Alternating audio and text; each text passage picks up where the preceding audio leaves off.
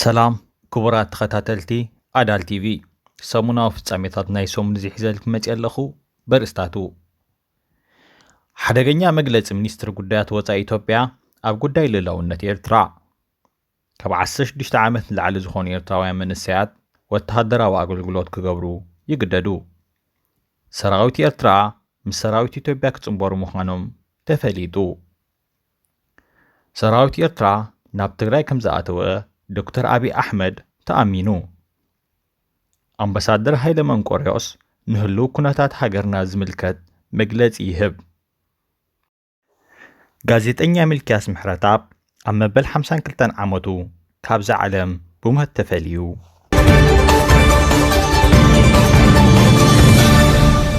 ሚኒስትሪ ጉዳያት ወጻኢ ኢትዮጵያ ዝኾነ ዲና ሙፍቲ ንክብርታትን ልዕላውነትን ሃገርና ዝግህዝ ኣነዋሪ መግለጺ ውፅኢሎ ኣብ ዝሃቦም መግለጺ ነፍሲ ወከፍ ኤርትራዊ እንተዝሕተት ካብ ኢትዮጵያ ዝተፈለዩላ መዓልቲ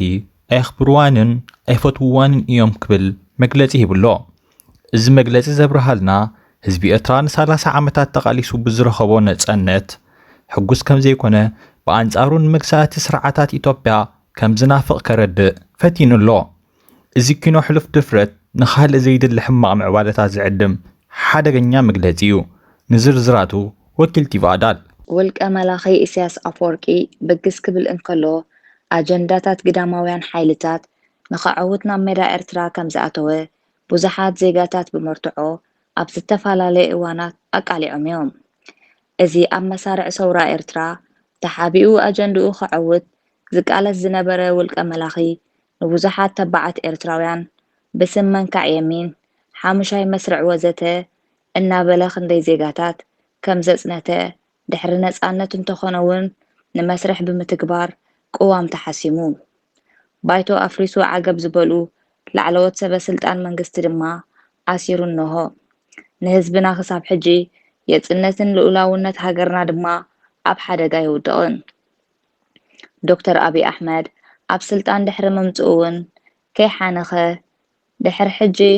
ንስኻ ኢኻ ትመርሓና ስልጣን ሂበካ ኣለኹ ወዘተ ዝብል ናይ ጥልመት ማሕልኡ ክፍጽም ድማ ተሰምዐ ውልቀ መላኺ ኢሳያስ ሕሉፍ ባህግና ፍቆትን ኢትዮጵያ ከም ዘለዎ ብጋህዲ ዘመስከረ ኣብ ኢትዮጵያ ብምብጻሕ ኣብ ዝገበረሉ እዋን ነቲ ዝተገበረሉ ምቅብባል ሕንቕንቕ እናበለ ዘቐርብ ዝረኣይ ዝምስከር እዩ ዲክታቶር ኢሳያስ ብናቱ ምኽኒታት ፍቕሪ ኢትዮጵያ ክህልዎ ይኽእል እዩ እንተኾነ ኢሳያስ ማለት ህዝቢ ኤርትራ ማለት ኢሳያስ ኣይኮነን ህዝቢ ኤርትራ ብጦር ሰራዊት ኢትዮጵያ ኣብ ሽዕብ ብሰንሰለትን ታንክታትን ተጣሒኑ ነበርቲ ብርክት ዝበሉ ከተማታት ገጠራትን ተቐቲሎም ዓድታት ድማ ጸኒተን መናእሰያት ኣስመራ ብስልኪ ዓፋን ተሓኒቖም ኣብ ፍቆዶ ጽርግያታት ተደርብዮምን ብርክት ዝበሉ ዜጋታት ድማ ኣብ ኤክስፖን ካልኦት ኣብያተ ማእሰርትታትን ተረሽኖም እሞ ዲና ሙፍቲ ህዝቢ ኤርትራ ነዚ ብሰራዊት ኢትዮጵያ ዝፍጸም ዝነብር ህልቂ ናፍቕ እዩ ክብል ድማ ዝፍትን ዘሎ ንምዃኑ ህዝቢ ኤርትራ ኣብ ዝተኻየደ ሪፈረንደም ብ99.8 ሚእታዊት እወን ናጽነት ዘድምጽ እኳ ኣብ መጨፍጨፍቲ ሰራዊት ኢትዮጵያ ሓንሳብ ንሓዋሩ ተገላጊሉ ንኽነብር ምንባሩ ዲና ሙፍቲ ከመይ ገይሩ የኽሕዶ ከምዛ ዓይነት ድፍረታት ኣብ ብርክት ዝበሉ ዜጋታት ባህልቲ ኢትዮጵያን ክስማዕ ጸኒሑ እዩ እንተ በዚ ብወጻኢ ጉዳይ ሚኒስትር ዝተዋህበ መግለጺ ግን ልኡላውነትን ሃገራትን ብምግሃስ ዝተዋህበ ዕላዊ መግለጺ እዩ በዚ ኣጋጢሙን መጻኢ ጉዳይ ሚኒስትር ዲና ሙፍቲ በቓል ሓርበኛ ወጻኢ ጉዳይ ሚኒስትር ኤርትራ ነበር ሃይለ ወልደ ትንሳኤ ንኣድላይነት ሪፈረንደም ኣመልኪቱ ኣብ ሓደ እዋን ዝሃቦ ትንቢታዊ መግለጺ ማለት ንሕና ኤርትራውያን ሪፈረንደም ዝገበርና እኳ እዞም ሎሚ ጥዑያት ዘለዉ ጽባሕ እንተተጸለሉ ኣይፍለጥን እዩ ክብል መብርሂ ሂቡ እዩ ህዝቢ ኤርትራ ድማ ነጻነት ብኽብር መስዋዕቲ ደቁ ድሕሪ ምውሓስ ሪፈረንደም ብምግባር ብ99.8 ሚእታዊት እወን ናጽነት ድሌቱ ንፈተውትን ጸላእትን ኣመስኪሩ እዩ ስለዚ ሕጂ እውን እንተኾነ ከምቲ ሓርበኛ ኣቦና ወልደ አብ ወልደ ማርያም ዝብልዎ እዛ ሃገር ቅድስቲ እያ እሞ ንዓኣ ዝተንከፋ ወይልኡ ዝብል ሕጂ እውን ንኢትዮጵያውያን ብደገፍቲ ዲክታተር ኢሳያስ ንድሌታት ህዝቢ ኤርትራ ክጉዕፅፅ ምዝፍትን ውፅኢቱን ኢትዮጵያውያንን ዘርብሕ ከም ዘይከውን ምስትበሃል ከድልዮም እዩ። በዚ አጋጣሚ ድማ ዶክተር አብይ አሕመድ ነዚ ብወፃኢ ጉዳይ ሚኒስትር ዝተዋህበ ንኩነታት ናብ ሓደገኛ መንገዲ ዘምርሕ መግለፂ የቅሬታ ብምሕታት መአረምታ ክግበረሉ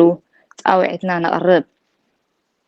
ኤሪትሪያን ሃብ ዝተባሃለ መርበብ ሓበሬታ ኣብ ዘውፅኦ ዜና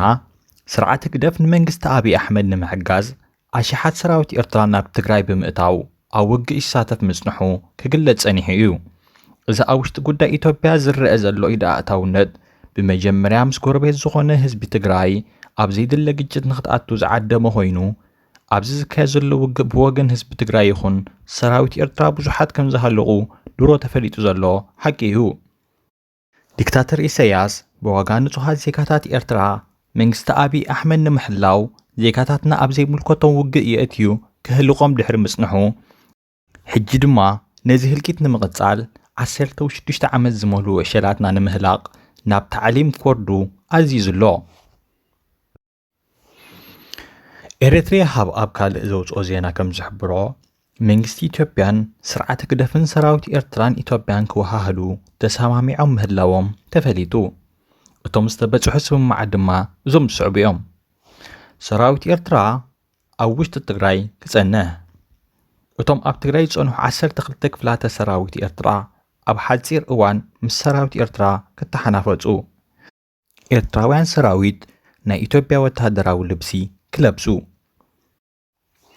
ዶክተር አብርሃም ዝተባሃለ ኢትዮጵያዊ ንጸጥታ ትካላት ኤርትራን ኢትዮጵያን ንምውሃድ ክምዝዕዝ ብወገን ኤርትራ ነዚ ምስ ዶክተር አብርሃም ዝተሓጋገዝ ብሪጋደር ጀነራል ስብኦን ገብረ ድንግል ተመዚዙሎ። ናይ ኤርትራ መራሕቲ ሰራዊት ካብ ስርሖም ክሰናበቱ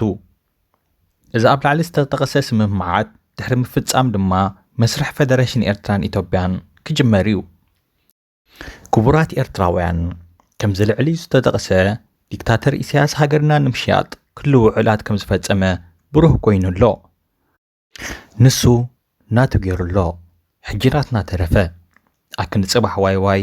ሕጂ ብሕብረት ኣንጻር እዚ ክሕደት ኢሳያስ ኣፈወርቂ ንመክት። ፋርስ ዝተባህለ ማዕከን ዜና ኣብ ዘውፅኦ ዜና ከም ዝሕብሮ ዶክተር አብይ አሕመድ ሰራዊት ኤርትራ ናብ ትግራይ ኣይኣተወን ክብል ንኣዋርሕ ኣብ ዝሃቦ መግለጺ ክሕብር ጸኒሑ እዩ። እንተኾነ ኣብ ዝሓለፈ ሰሙን ንፓርላማ ኢትዮጵያ ኣብ ዝሃቦ መግለጺ ኤርትራ ብዝነበራ ስጋኣታት ሰራዊታ ናብ ትግራይ ኣእትያ እያ ክብል መግለጺ ሂቡ። ቀጺሉ ብሰራዊት ኤርትራ ንዝተገበረሎም ውዕለት ከመስግን እንከሎ ብሰራዊት ኤርትራ ዝተኻየደ ግህሰት መሰል ደቂ ሰባት ከም ዘይድግፎ ኣብሪህሎ። ነቲ ኣብ ልዕሊ ህዝቢ ትግራይ ዝኸይድ ዘሎ ዓመፅን ቅትለትን ደው ንኽብልነት ዝተፈጸመ ገበናት ብነፃ ኣካል ክምርመር ብብዙሓት ዓለም ለኻውያን ትካላትን መንግስታትን ዝለዓል ኣብ ዘለወሉ እዋን እዚ ጠለባት ኣብ ልዕሊ መንግስቲ ኢትዮጵያ ዓብይ ፀቕጢ ፈጢሩ ከም ዘሎ ድማ ተፈሊጡ። ኣምባሳደር ሃይለ መንቆርዮስ ነቲ ብዲክታተር ኢሳያስ ኣፈወርቂ ክወሃብ ዝጸንሐ ዘይሓላፍነታዊ መግለጺታትን መርገጺ መራሕቲ ኢትዮጵያን ብዝምልከት ንህዝቢ ኤርትራ መልእኽቱ ኣመሓላሊፉሎ። ኣብዚ ዘመሓላለፎ መልእኽቲ ኣምባሳደር ሃይለ መንቆርዮስ ይብል ብዛዕባ ኣጠቓቕማ ናይ ባሕሪ ስምምዓት ውህደት ካብኡ ሓሊፉ እውን ኤርትራን ኢትዮጵያን ክልተ ሃገራት እየን ኢልኩም ኣይትዛረቡ ዝብሉ ዘስደመሙ መግለጺታት ክንሰምዕ ጸኒሕና ኢና። ንምዃኑ ነዚ ልዕላውነትና ዝትንክፍ መን እዩ ሓላፍነት ሂብዎ? ህዝቢ ኤርትራ ናጽነትና ባዕልና ኣረጋጊጽና ኢና ክብል ሓቂ እዩ። እቲ ብመራሕቲ ህግደፍ ክሳብ ሕጂ ክወሃብ ዝጸንሐ ምኽንያታት ኣብ ኩናት ስለ ዘለና ናብ ቤት ፍርዲ እውን ከይድና